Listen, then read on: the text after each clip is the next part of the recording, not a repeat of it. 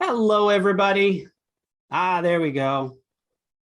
Always text a second. I'm never sure, but I'm starting to see folks come in. So welcome, everybody, to this week's edition of the Virtuous Insider. So glad to have you guys here with us for another week. I say it every time. I really like that we were able to move to being able to do this in a weekly format. Those of you that are new may not realize that we used to do a session once a month. It was a big, jam-packed extravaganza. But being able to meet weekly with everybody, I think it's really nice. And we're able to bring you some new and some interesting content today. We've got some great stuff to talk about. So I want to make sure that we can get right to it, right? These are always quick. 30 minutes goes by so fast. So while everybody's finding a seat, getting into the room here, I just wanted to go over a couple of our basic ground rules, right? First off, we are recording the session for today. We will make it available to everybody in the support center. That's where you can get the recordings of all of the Virtuous Insider sessions. Anything you want to watch again or share with family and friends, you can go ahead and get it. And because we do want to try to get some good audio for today, everyone is muted. I think we're used to that in the Zoom world now. But if you do have a question, we would love to answer that. So if you have a question, please go ahead and send it in to us. We'll be in the chat. You can chat with us, but to make sure we don't miss it, just send it into the Q&A box. Use that Q&A feature. That way we can make sure that we can address it when we have time to do that. Now, I said it's not just me. And I do have a co-host here with me this week. It is Allison, who is the head of Give Signup, a partner of Virtuous. Allison, welcome to the Virtuous Insider. Thanks so much for having me.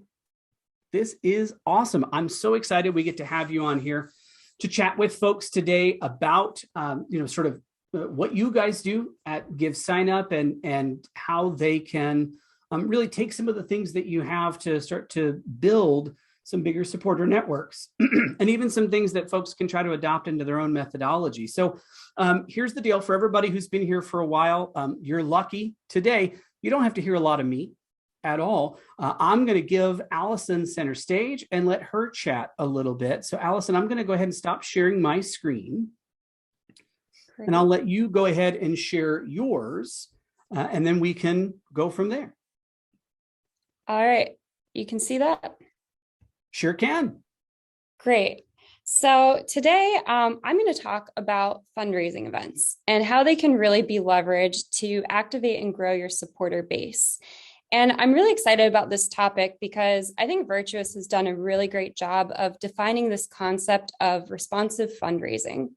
And I think what I'm going to talk about today is really like this step on top of your responsive fundraising plan and strategy, and using fundraising events to really meet your supporters where they are in some really different and unique ways, and to actually empower them to help you grow your own supporter base. So to get started, I'm going to talk a little bit about who we are. So our company, Give Signup RunSignup, has actually been around for a long time. We started back in 2010, and we were really focused on building free, easy-to-use, purpose-built technology for endurance events. And what ended up happening is a lot of nonprofits started using our platform for their fundraising 5K or a charity walk. If you yourself are a runner, cyclist, triathlete, you may be familiar with the RunSignup platform. And what ended up happening is we helped more than 10,000 nonprofits. We helped our customers raise about $1.3 billion.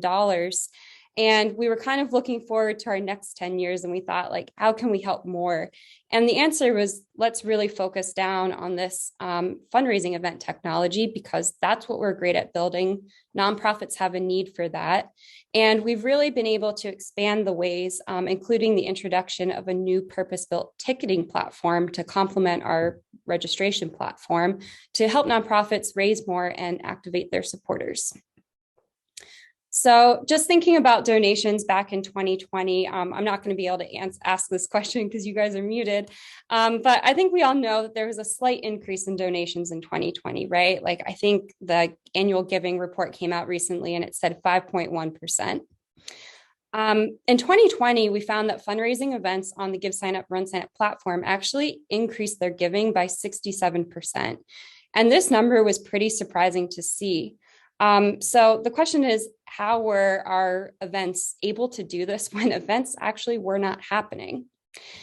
And the answer is that our successful customers really pivoted and they met their supporters where they were at.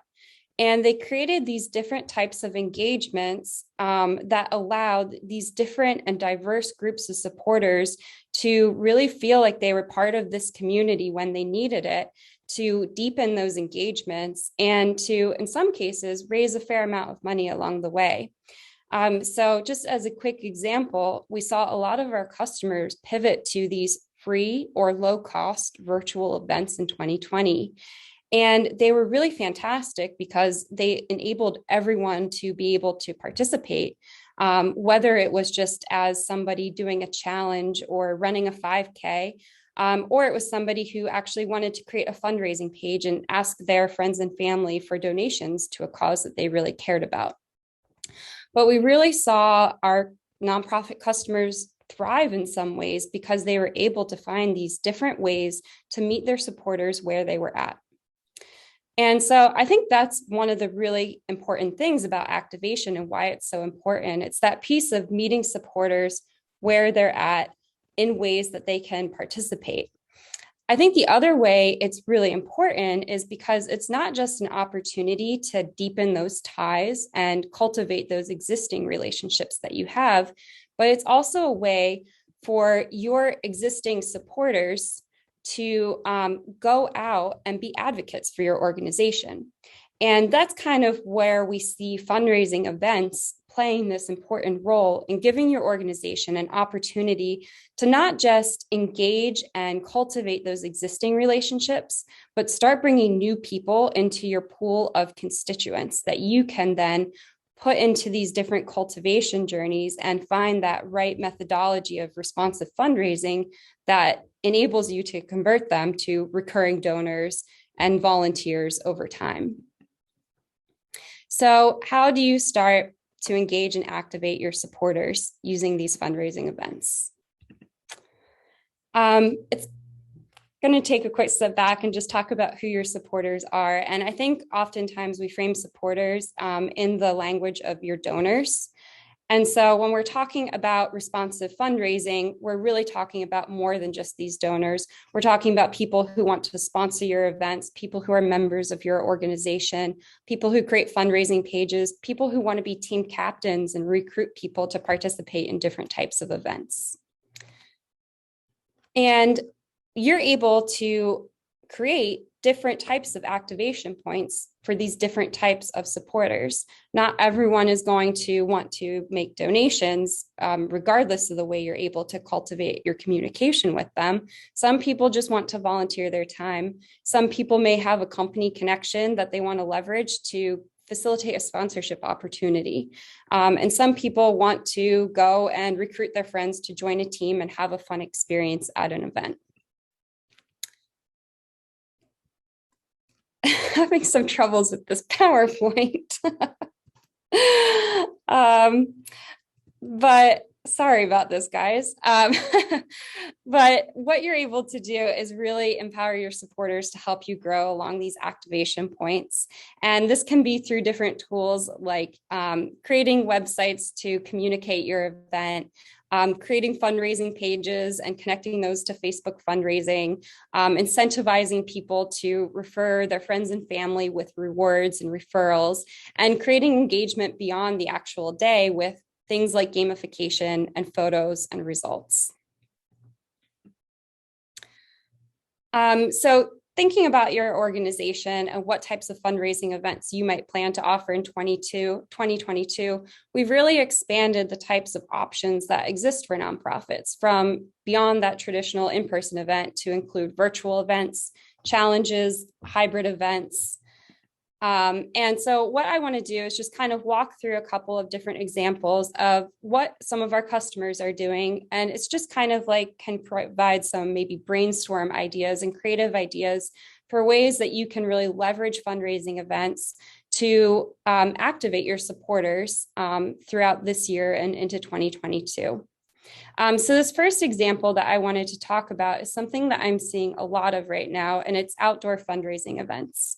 So the Thompson Island Outward Bound Education Center is hosting a picnic barbecue on Thompson Island. So the actual event is very much connected to what the organization does. And we're consistently seeing that a lot of nonprofits and organizations using our platform are really leveraging the outdoor aspect of events to host safe events that people feel comfortable coming to. They're really empowering their existing base of supporters by offering a membership discount to attend this barbecue. And it's also an opportunity to activate new supporters by incentivizing them to become a member so they can get that discounted price on tickets. They're making it easy for people to donate if they aren't able to come to the event or don't feel comfortable attending the event. They're also leveraging pricing. So this event is actually offering discounted pricing based on how many tickets somebody buys. And I think this is an interesting way to encourage people to not just come to the event by themselves, but to bring friends and family. So what they'll do is sell tickets for $30 if you buy 1 or 2 tickets, and they'll lower that price to $25 if you select 3 to 4 tickets.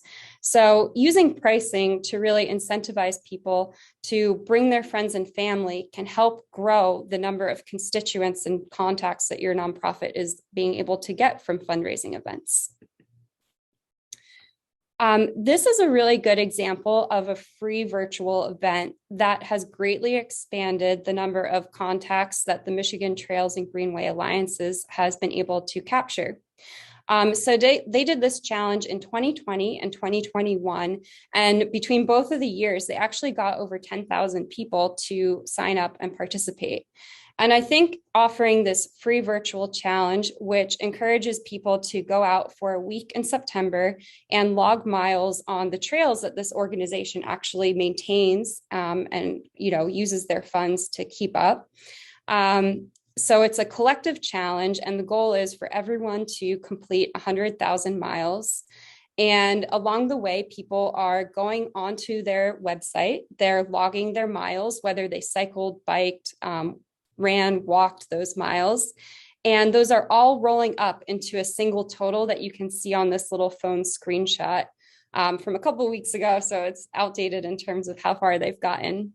The other thing that they've really done to encourage engagement and kind of extend the number of touch points they have with their different participants is that they allow people to upload photos. So they have hundreds of people uploading selfies and photos from the trails, just really creating kind of an engaging activity that people are excited to participate in and to get their friends and family to participate in. I think that free virtual events are a great way to grow that supporter base. There is no barrier to participation. And when you create something that's fun, engaging, and very tied to the mission, it can really encourage and activate new supporters to come out. Allison, I don't want to interrupt your flow, but I just wanted to say, I think that is such a great example, too, of some of the creativity that we started to see from folks, over the last year and a half, where your traditional, let's get everybody together and sit down at tables sort of event wasn't going to work. And I think what's great about that example too, is that it's asynchronous, right? You still don't have to get everybody on the starting line at the same time, everybody in the sign up tent at the same time, everybody does it at their own pace. We had a local organization here in Phoenix. They always do a hiking event, Hike for the Homeless. And last year they did something really similar where it turned into a scavenger hunt. You could hike on any number of trails and you had to get pictures of certain things. I think that as we start to go into rethinking the way we do event fundraising, getting creative with these things that are asynchronous, that you can do over an extended period of time on your own time, these are a great way to get folks involved and not have to, again, crowd everybody in together on a drizzly Sunday morning at 9 a.m. That's awesome. Yeah, I love it. And it really was incredible to see, like specifically with these free virtual events that just had the option to donate, the option to fundraise, just the way that they were able to really drive participation numbers. And I think it was such a good long-term perspective on activating your supporters and that whole concept of responsive fundraising, of really meeting people where they were at. It's very much like create these positive touch points with your base right now and leverage the opportunity to grow that base. And I really think that nonprofits have been successful in increasing their visibility in their communities and fostering that community through these very creative types of events. So it is very exciting to see.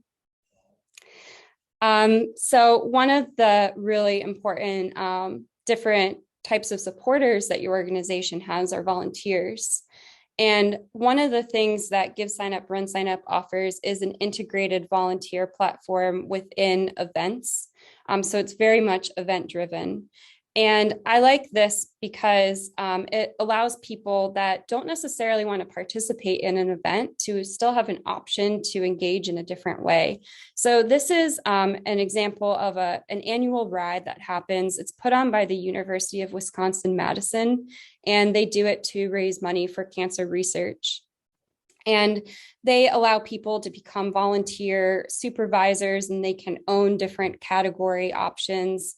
The website displays all the different opportunities to volunteer with different time slots, showing people what's available, how many options, how many people are needed for each role. So it's a really nice way to streamline that volunteer piece of event fundraising. And then I think the other powerful component of volunteers is making sure that they can be successful at your event and doing their job. And so one of the ways that our customers really do that is through our check-in app. And I think this is an interesting piece of hosting safe and socially distanced events that people care a lot about. It's making sure that check-in flow is touch-free, simple, streamlined. And so these little screenshots here are just an example of a check-in app that's easy to put and use a volunteer's own phone to use and make sure that everyone at the event gets checked in. In this case, the event participants are being assigned a bib for the cycling event.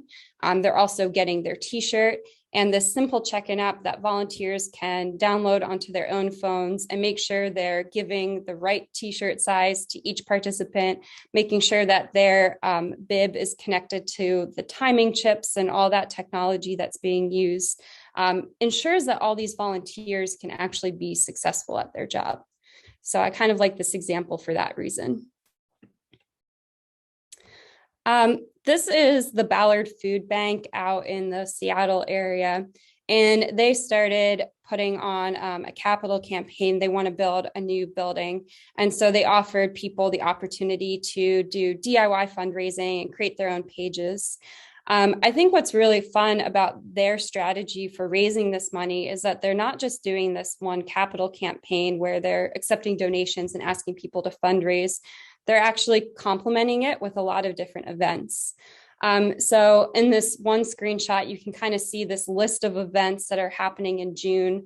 So they create ticket events and they give people the opportunity to sign up for free for any of these different activity options with a suggested donation of $25.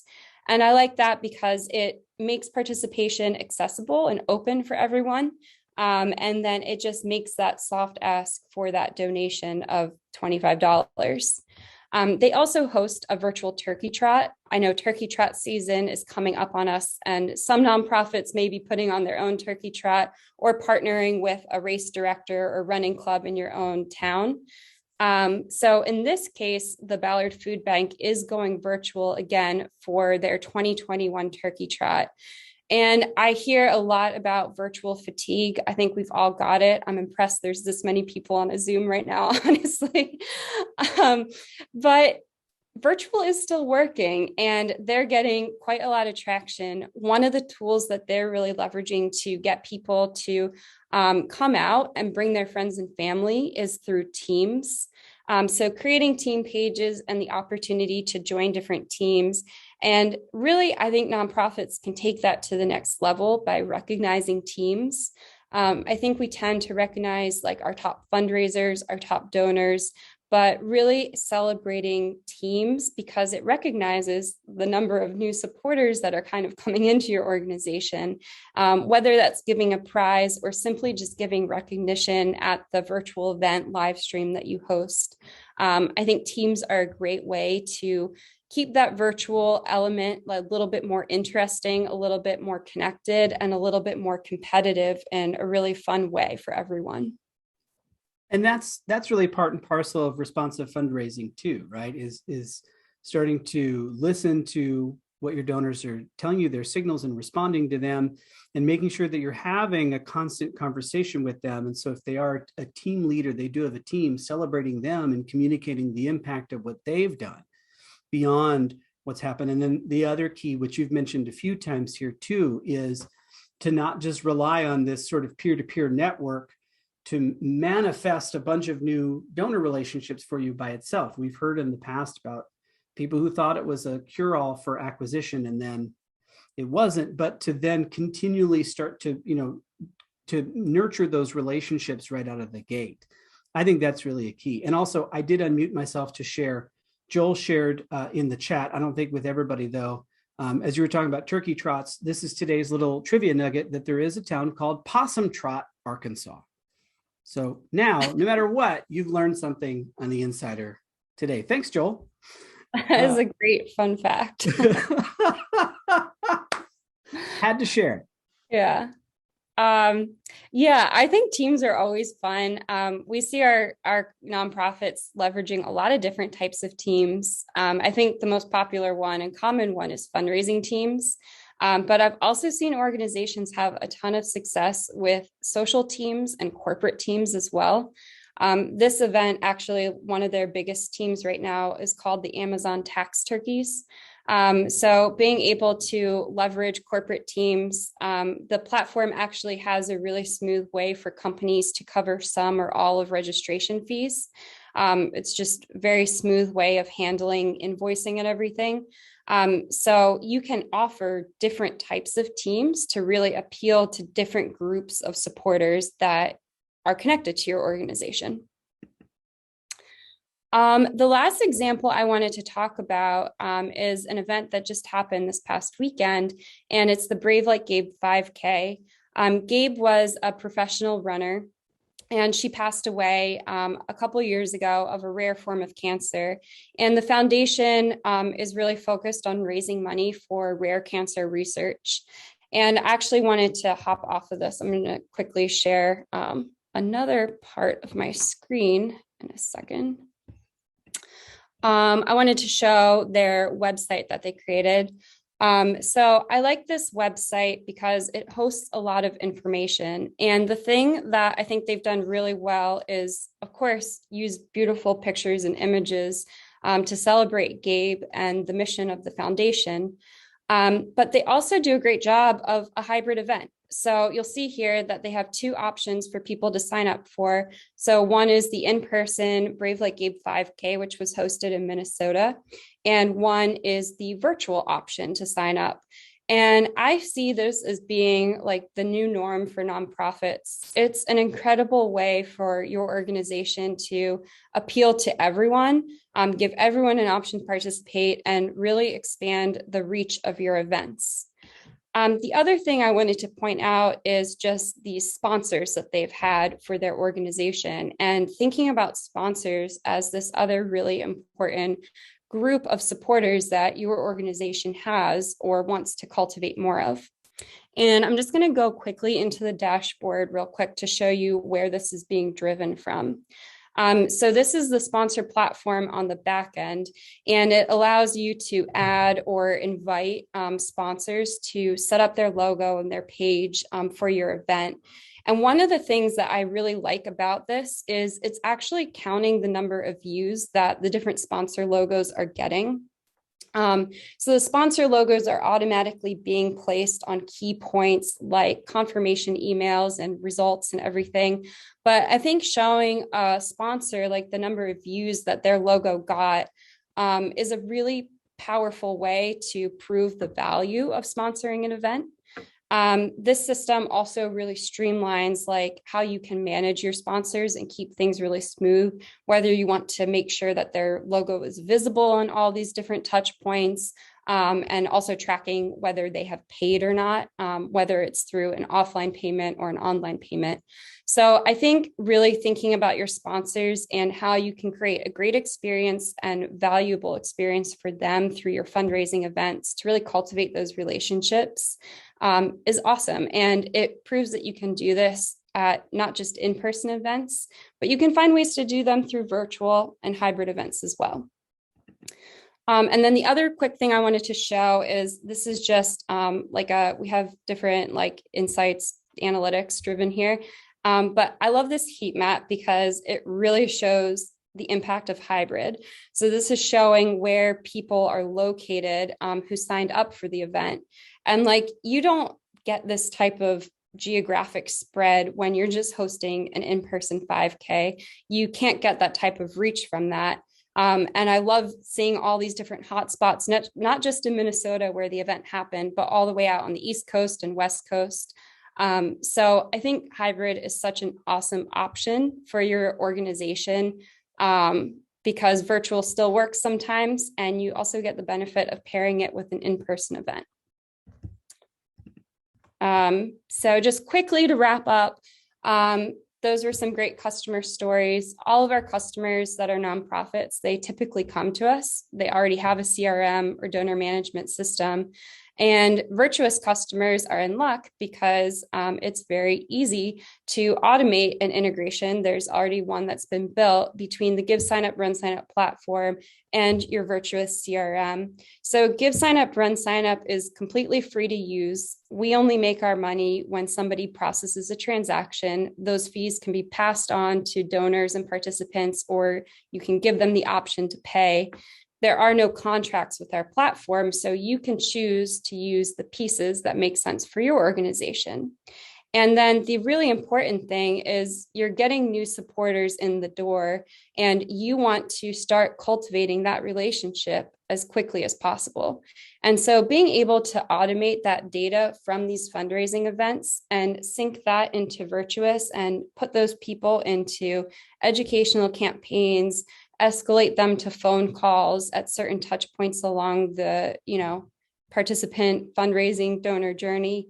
That's really key for your nonprofit. And we've always had an open platform, and it's really exciting to see nonprofits leverage that open platform and open API to really be able to do the things that they need to do, like cultivate those supporter relationships. That's it. That is awesome. Thank you. And I had put it in the chat, but I had to say again, too, I love seeing oh, geez, that's just my face. No one needs that. Sorry. Oh, gosh. Don't need that full screen, please. But I love seeing the creativity. It came out of not such a great circumstance, obviously. But I think that nonprofits have responded in such a great way and have come up with these creative ways to replace the income that they lost when they couldn't have their traditional gala, they couldn't have their traditional run walk, and the hybrid events, these virtual events, the ones that don't require the same sort of commitment, but can expand your reach, like you said. That's great. And then being able to, like you said, get that data and start to leverage that in automation, start to kick off that cultivation process, because someone came in, like you said, sort of early on, they signed up for the race because their friend said, come join me in this thing. They're not connected to your cause, but being able to jump in right away and introduce yourself. And we talked about this in a previous edition of The Insider too, being able to jump right in, introduce yourself and your cause and start to build that relationship. That's really so crucial. So this is awesome. Hey, we had a couple of questions just pop up in chat and a couple little things. I answered some of those. The good thing is I don't think we have any questions we have to tackle now because we ran out of time. I told you, Allison, 30 minutes just goes by. It's so quick.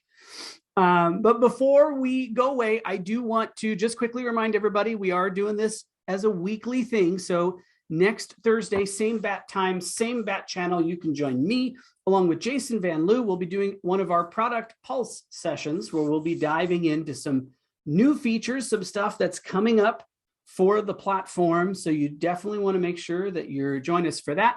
And as always, I like to leave you with a quote, some words from someone smarter than me. This time I made sure not to pick an extra long quote because last time we were running over and I had a paragraph. But I wanted to really highlight the value of someone's network, which is what we were really talking about here in terms of expanding reach, expanding your circle through some of these events. And I love this because so many times, even when we talk about in Virtuous, we have social scoring, right? Who is it that has a really robust network? And someone will say, well, why? Well, this really sums up your network is your net worth, right? And I always say, hey, if you find a donor that can write you a $25,000 check, yeah, that's great.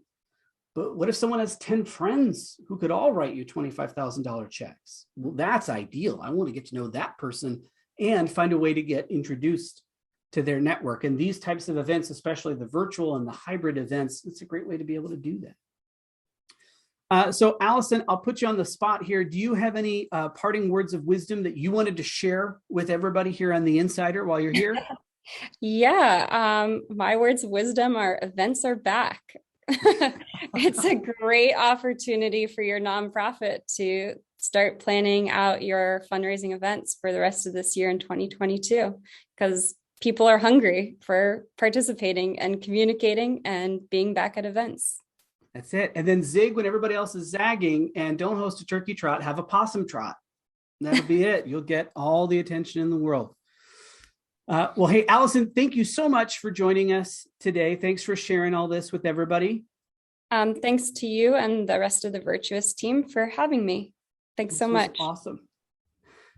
Thank you, everybody, for joining us. That'll do it for this week. And I will see you all again next week on The Insider. Bye, everybody.